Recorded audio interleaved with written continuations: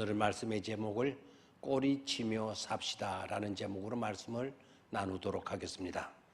오늘 우리가 묵상하게 될 본문의 말씀은 어저께 아침과 동일합니다.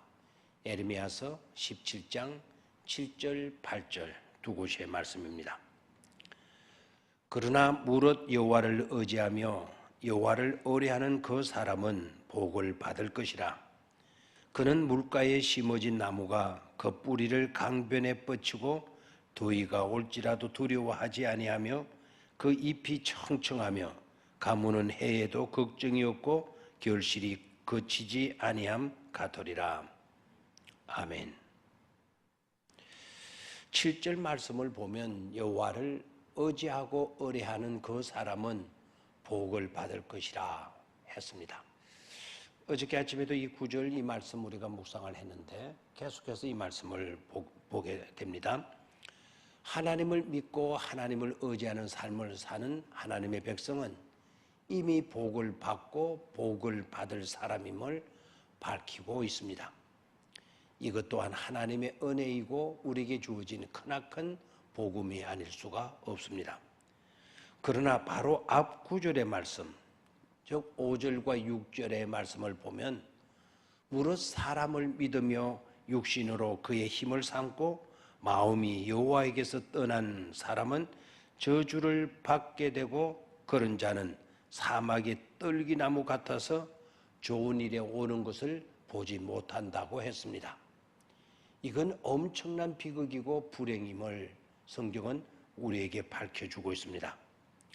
그러니 우리의 삶의 방식은 하나님을 의지하고 하나님을 의뢰하는 삶에서 절대로 떠나서는 안 되고 떠날 수도 없습니다.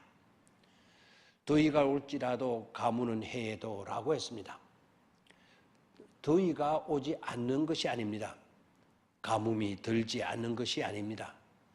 찌는 더위가 오고 가뭄이 들고 하지만 중요한 것은 두려움과 걱정이 없다는 것입니다. 그 이유가 무엇일까요? 하나님께서 물가에 심어 주셨기 때문이라는 것이죠. 그런 하나님의 뜻을 어떻게 우리가 저버리고 살아갈 수가 있겠습니까?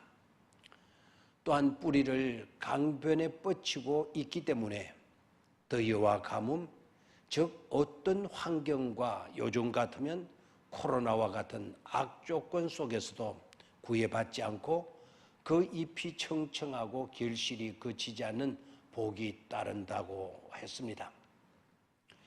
뿌리가 깊고 물가에 심겨 있다면 오히려 가뭄과 더위 같은 장애가 더 뿌리를 튼튼하게 하고 깊게 뿌리를 내리게 해서 나무를 더 좋게 만든다는 사실도 우리는 잊어버려서는 안 될 것입니다. 미국 엔터프라이즈라고 하는 작은 도시의 한 재판소 앞에는 이상한 비석이 서 있다고 합니다. 그 비석의 내용은 이러합니다. 우리는 목화를 갉아먹었던 벌레들에게 깊은 감사를 표한다. 그대들이 우리에게 번영의 기회를 주었고 하면 된다는 신념을 안겨주었다. 목화 벌레들이여 다시 한번 그대들의 노고에 감사를 바친다 하는 내용의 비석이 세워져 있다는 것입니다. 이렇게 불황 때에도 감사를 잃지 않는 자의 비결을 배우는 것도 지혜로운 처신이 될 것입니다. 끝으로 우리를 향한 하나님의 사랑과 뜻하심은 항상 선하다는 것을 의심하지 않아야 합니다. 또한 잊지 말아야 합니다. 오죽하셨으면 독생자 예수 그리스도를 보내시고 십자가에 달려 죽게 하셨겠습니까? 요한복음 20장 20절의 말씀을 보면 부활하신 예수님이 자신의 손과 옆구리를 제자들에게 보여주십니다. 제자들이 그 손과 옆구리를 보고 그 주님을 보고 성경은 기뻐하더라라고 기록했습니다. 제자들이 주를 보고 기뻐하더라. 제자들이 주를 보고 기뻐하더라. 주님의 아픔을 본 것입니다. 그 아픔 속에서 주님의 사랑을 본 것입니다. 그 상처 속에 들어있는 하나님의 뜻과 계획과 목적을 보았던 것입니다. 그 모든 것 속에서 하나님의 선하심을 본 것이죠. 그래서 기뻤습니다. 그래서 행복했습니다.